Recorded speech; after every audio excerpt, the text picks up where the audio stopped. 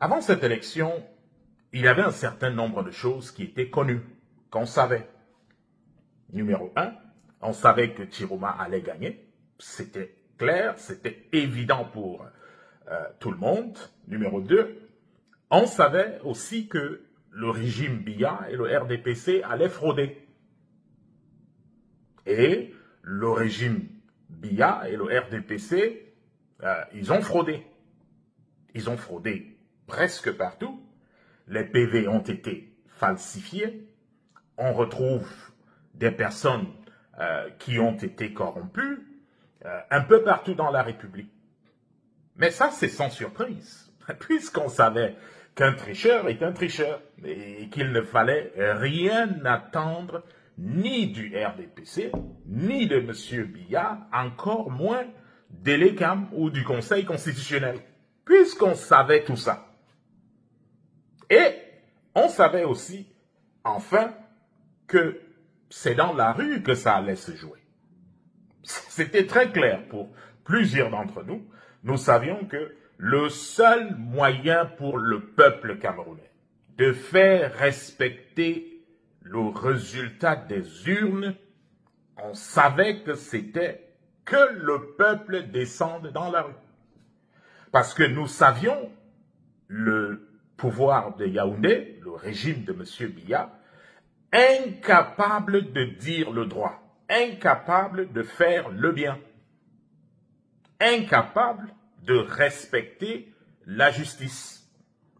Et vidéo après vidéo, on voit très bien des papas, des mamans, des grands-pères, des grands-mères en train d'orchestrer une fraude historique devant la face du monde.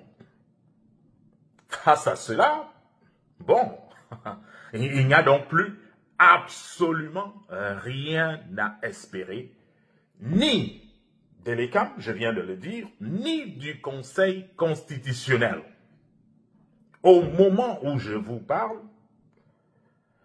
au moins 50% des PV ont déjà été trafiqués.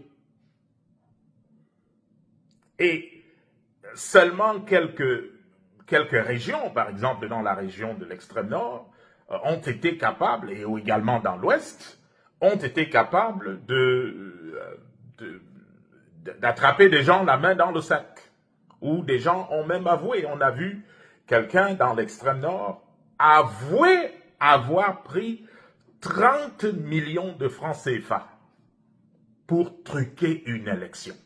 Et ça n'émeut personne. Ça n'émeut personne dans le RDPC, puisque c'est le RDPC qui a organisé ce vol.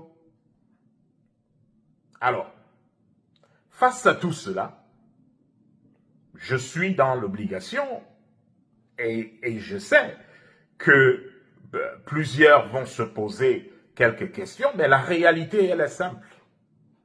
On passe au numéro 3, on savait que ça allait se jouer dans la rue. Et que si la rue revendique sa victoire, si la rue défend son vote, on sait que M. Biya va tomber. Donc, en ce qui nous concerne,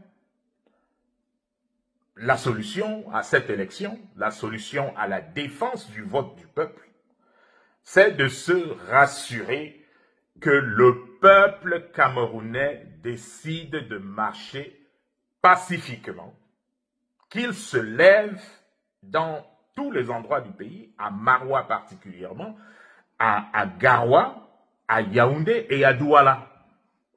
On a besoin que des millions de personnes descendent dans la rue pour reprendre ce qui est pour le peuple.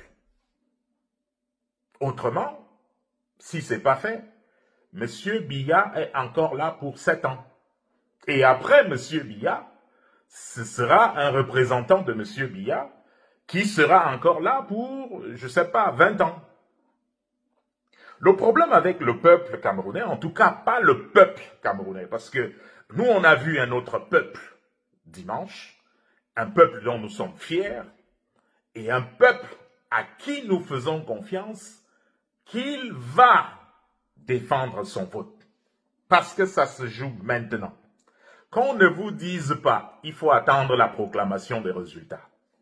Parce que la minute où le Conseil constitutionnel a proclamé les résultats, ces décisions deviennent sans appel. Pourquoi donc attendre qu'une décision devienne sans appel avant de faire des appels? Ça ne fait pas sens.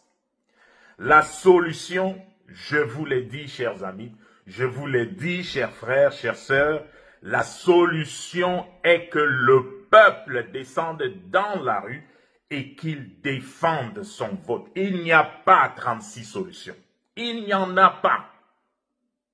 Le vote du peuple doit être défendu et le peuple doit prendre la rue.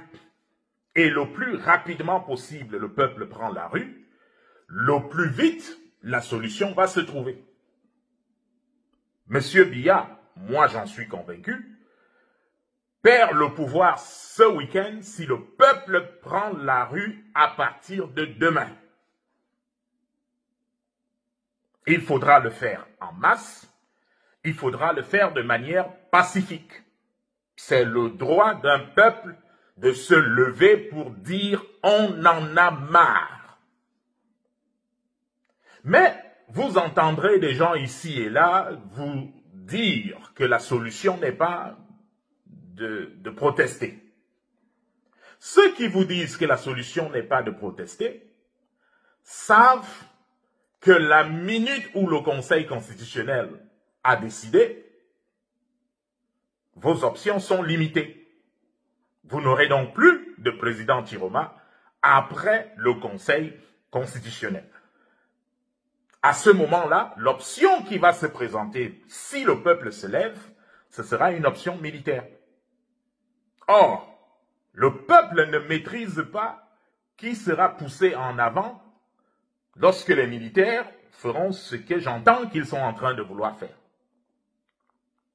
Donc, la solution pure et simple, c'est que le peuple camerounais prenne ses responsabilités. Et que, en prenant ses responsabilités, que le peuple défende sa décision. La décision du peuple est claire depuis dimanche. Monsieur Chiroma est président de la République du Cameroun. Il faut donc se lever maintenant pour défendre ce vote. Pas dans une semaine, il faut se lever maintenant. Parce que c'est maintenant que ça se joue. À l'armée camerounaise, aux forces de maintien de l'ordre, je voudrais passer un message. Ce peuple dont vous faites partie va se lever. Il va se lever pacifiquement. Il va se lever pour défendre son vote. Et je sais que son vote est votre vote. Comment je le sais? J'ai les résultats des casernes militaires et je peux bien voir que dans plus de 60% des casernes militaires, les militaires ont voté pour que Chiroma devienne leur président. C'est pour ça que moi je sais que vous n'êtes pas l'ennemi du peuple camerounais. Et le peuple camerounais sait que vous n'êtes pas son ennemi.